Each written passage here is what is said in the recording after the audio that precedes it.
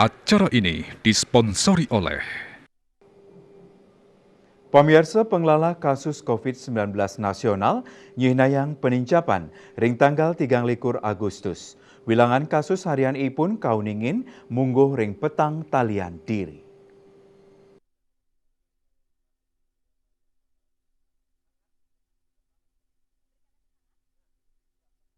Indik pasien padem kauningin mawawa, sayang ring arahina sedurungyani kantos siang ngolas diri.